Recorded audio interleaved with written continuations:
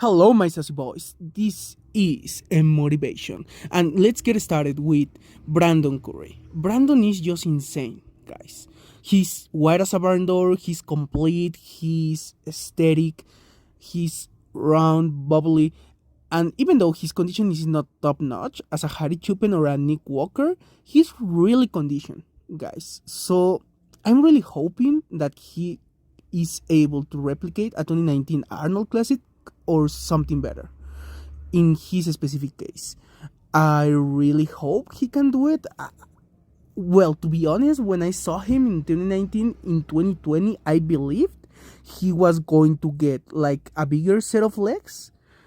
But well, in that time, he came down much more conditioned instead of bigger legs. So I really just hope he finally gets it all together and his legs are able to match his upper body, which is unlikely at this point of his career, but anything can happen in bodybuilding.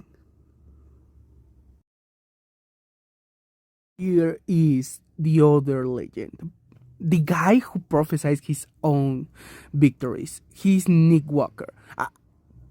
Even though everyone calls him the mutant, I would love to call him the prophecy because it was insane that he was able to be like, oh yeah, I'm going to be winning New York Pro. He did it, and then Arnold Classic, he did it. It was just mind blowing to me.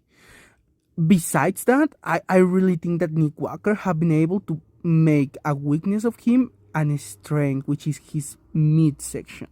Not just because of how deep his abs are, it's because he have been growing all around, and he's probably going to see it around to 65 to 70 in during this Olympia by the looks of the other photo, because he's already seems pretty conditioned, so probably he's just going to lose a little bit more fat and it's going to drop some water to peak and he's going to be ready to go, which is insane. This is going to be one of the greatest Olympias of all time, and I am going to do a recap of each one and every of the 30 competitors that are entering to this year's Olympia, because the lineup is just deep and just I love the current state of bodybuilding.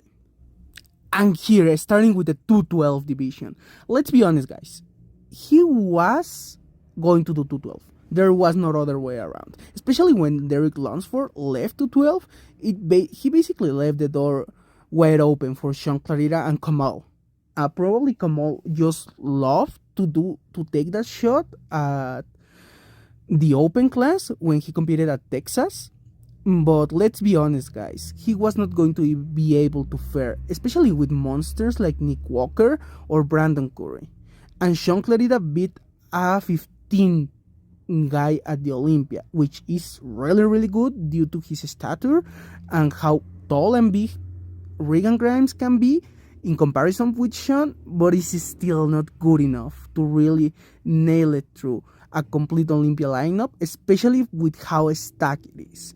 I personally believe that he's going to win this year's title. Probably Kamal, it's going to give him a tough time, but by the way he's training and in general, by the looks and by how he's improving, he's not even near to the weight cap. Imagine that, guys. He still has like 20-30 pounds to put over his frame, so he's not going anywhere in the 212. Probably he's going to be as dominant as Flex Lewis until the next guy in our list comes in and nails it, which it's going to be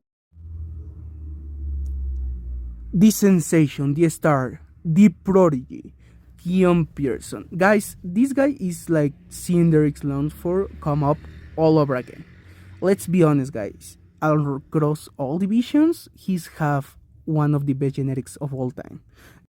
Just look at his quads in this photo. He have cross striations on his quads, and he have this incredible shape. Also, he's round and bubbly. His insertions as are like one of the best. Are just like comparable with like a Phil Heath or William Bonac. You could even say that if he was a little bit taller, maybe like a 5'8", 5'9", he will be Mr. Olympia, or we're fighting with like Big Rammy for the Mr. Olympia title. Because The difference with him and Brandon mainly is that he has the legs, which Brandon does not really have. And it's not like his legs are small, but they are not big enough for his upper body. So, well, it's a completely different game with Brandon Curry. But just think, guys, if he were to be a little bit taller, not that much. He's like 5'5", if I'm not mistaken. Just give him like 2 or 3 inches more, and he probably would be Mr. Olympia. Would be like another legend, another field hit. But let me know, guys. What do you think about this? Do you think that Brandon Curry is going to be in the top 5 this year? Do you think that Keone Pearson can crack the top 10 this year? Where do you have these guys placing? Let me know in the comments below. And be safe, guys. Bye bye.